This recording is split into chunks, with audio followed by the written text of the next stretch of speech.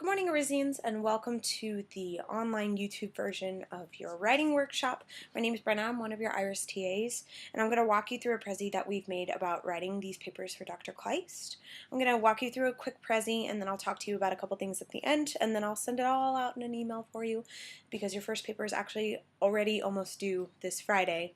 It's coming up. They happen so fast, don't they? Especially in these block classes. Anyways, I'm going to flip over to the Prezi. I know Dr. Kleist has used a couple of these. For those of you who don't know what Prezi is, it's kind of like a kicked up version of PowerPoint. It does everything that PowerPoint does and then some. But what's really cool about it is it's online. So first of all, you don't have to worry about cross-platform issues between Mac to PC or PC to Mac. And second of all, you don't have to worry about, a jump drive or I hope my computer works, all that stuff. It's just online, floating out there in the cloud, wherever the cloud may be, and it's available to you no matter where you are. So, first things first, the title of my presentation is Standard Structures, Writing According to the Kleistian Rubric. And I'll talk to you about titles in a minute. Actually, it's literally the next slide. But your title is your first opportunity to grab your audience's attention. So you can see how I've done this. I've set it up into two parts. I have my cutesy alliterative bit right here, Standard Structures. And then after, there would usually be, if I was writing a paper, there'd be a colon right here. And then right after it tells you what I'm writing about. So writing according to the Kleistian rubric. So I already know by the time I get through a title what's going on in the paper. See titillating titles. Like I said, title's your first opportunity to grab your audience's attention. If your paper was being published or you were going to a conference, all that would be there is the title of your paper. So you want to make sure that it's attention grabbing, that it's informative, so I know exactly what's going on in there. You want it to be something that's interesting and unique and quirky and funny, everything, to try and get somebody's attention to look at your title and go, oh, I want to read that, or that's a panel I want to go to and hear more about. So, like I said, grab their attention, make it special, make it unique. The next thing is they come in two parts, like I said. First part sets up a binary relationship, or it's just something funny, and the second previews the content of the paper. So you want the title to be tied to your argument and the text at hand. I know it sounds like titles are really big and ambitious. But like I said, when I look at someone's title, it should both grab my attention and help me understand what's being argued in the paper. So if I get to a title, I should know what text it's considering, what the main argument is, and hopefully I'll be interested in it. So here's some examples. Peroration and publication, vestiges of the oral tradition in Judith and Beowulf. Strangers, secrets, and suffering, universalism and terminal lexes, can I get a witness? And false identities and fractured selves, constructed identity through objects in writing, and Samuel Beckett's Mullen Dies. So you can see in all three of these examples that I have some sort of alliterative or catchy title at the beginning, and then afterwards you can see exactly what's being argued. So in this first paper, it's vestiges of the oral tradition in Judith and Beowulf. And then in the second one, it's the idea of universalism in terminal lexes, can I get a witness? So it does it all. It catches my attention, and it lets me know what the text I'm arguing about is and what my argument is. The introduction. The first point there is good introductory paragraphs are a skill that's mastered over time. I teach first year writing and critical thought here at Biola. And I tell my students all the time, the introduction is still the part that is the hardest for me, honestly. I think that they really are, they have the tallest order of a whole paper. So the thesis should be in there, it should catch my attention, it should set the stage for the argument, it should let me know what kind of writing style I have, it should be interesting, it should be unique. They're really tough. They've been tough for me the whole time. So honestly, what I'll do is usually make sure that I have my thesis first, and I'll write my paper and leave the introduction for last, so that I can spend time really refining it and honing it. So if you get stumped by an introductory paragraph, don't worry, you're in really good company. Most people really struggle with introductions. But what it does need to do for sure is set the stage for your paper and provide the information that's necessary, and it should lead into your thesis argument. You're going to find as you head into these papers, you only have 900 words, so it's not that much space. So even better than not only everyone thinks they're tough, you really don't have that much space for them. So don't try to focus on writing a page-and-a-half introductory paragraph, because if you're doing that, almost a third of your paper, no, over a third of your paper is already gone. So don't spend your space there. Just try to write an intro that is attention grabbing and that really sets the stage well for your thesis. And speaking of your thesis statements, your thesis should synthesize the heart of your argument into one precise, clearly articulated sentence. So you want it to be narrow, precise, well-marshaled. Don't give any room for somebody to interpret it differently. And there's this little kind of like formula question mark for a thesis statement down here. So in 1984, insert text name here, main argument can be seen in controlling idea A and controlling idea B. And there's a couple examples here, so I know that's almost not helpful at all. So the first one, this is actually from the sample paper that's at the back of your syllabus. Therefore, in Measure for Measure, human sexuality is an opportunity for moral triumph. So this student is proving that human sexuality in Measure for Measure is an opportunity for moral triumph. That's her main argument. And then her first controlling idea is that controlling of desire proves meritorious for Isabella. That's her controlling idea A. And then while lust and prostitution proved punishable for Angelo and Lucio is her controlling idea B.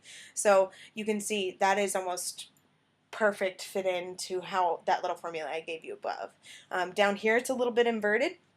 So this particular student wrote, "In Malone Dies." Malone, what he's trying to do is define a stable sense of self. So that's the main argument. He tries to do it through number one, or A, depending on what kind of person you are, juxtaposing his life with his possessions. So that's controlling idea A. And then controlling idea B down here is that he turns towards writing to try and establish a fixed identity.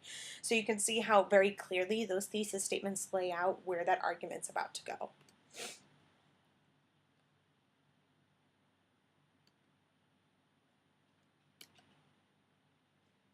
Speaking of controlling ideas, so this says introduce and elucidate your controlling ideas in the body of your paper. Really all I'm saying here is that your controlling ideas should be more than 90% or more of your 900 words. That's where your paper should live, is proving these ideas. And for each idea, you need to have 3 pieces of textual evidence. So we're going to talk a little bit more about this. And Erin's talked about this in class, I know too. It's not enough to give 1 or 2 pieces of evidence. 3 is something magical happens with our psychological state where we really buy off on it being a pattern. And I'm going to tell you more about that on the next slide, because we're going to talk a little bit more about textual evidence. First of all, pick that evidence thoughtfully and carefully.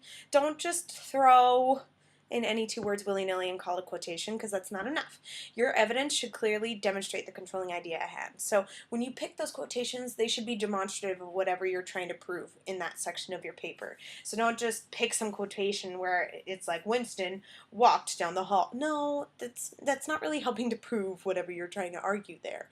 Pick quotations that show the things that you're claiming. Let your quotations and your evidence work for you and help make it prove the argument for you, essentially. When you go to set up your quotations, provide the context for your quotation. So you're going to walk a really fine line between plot summary and context here. But essentially what you need to do is give a blurb, a phrase, to let your readers know where this quotation came from in the text. So something like, when Winston and O'Brien are talking in room 101, it's just a little snippet that lets me remember, oh yeah, that I remember what part of the book that's in now, I'm ready to go. So don't waste a lot of space on sentences and sentences of plot summary. Give us just enough to remind us. And then after you quote the text and provide your citation, you really need to provide your commentary that ties your evidence back to your thesis. So you want to, after you land your quotation, show how it proves your thesis. I'm notorious for picking sometimes really great evidence and then just letting it like fly out there into the middle of nowhere, out into the vacuum, like it's going to do its work for me. Yes and no. It's really important to provide your own commentary so it's not just a great quotation, but that after it you can go blammo, and here's why that's important for my thesis. Don't give me room to interpret your argument in a different way. Take me by the hand and walk me point by point into your argument so that I must arrive at the same conclusion as you. In short, context, quotation, citation, commentary. And here's why 3 is so important. As my friend Erin would say, 1 is incidental, 2 is coincidental, 3 establishes a pattern. Finishing strong, the conclusion. The conclusion, my students say, is actually the easiest part of a paper, and I kind of agree, because all you're really doing is tying up your argument and wrapping a little bow around it and handing it back to your reader and saying, wasn't that fun? So it should be almost a mirror image of your introductory paragraph. You don't want it to be its twin, because that's boring for you to write and boring for us to read, but it should kind of revisit your thesis and your main points, and make sure that you end your paper with the same thesis and controlling ideas with which you started. So I tell my students all the time, writing's organic. So as you start to explore these ideas and find new evidence and develop your argument more, you're going to find that your thesis is going to grow and change because your ideas are growing and changing as you spend more time on them. That's really okay. It's okay. So don't freak out if you get to the end of your paper and you think, oh, that's not at all where I started. I've done that. Every writer ever in the world has done that. So all you need to do is make sure that you go back and make sure that your first thesis and your ending thesis agree with one another, whatever version of revision that makes you do. And then just a couple of various and sundry notes.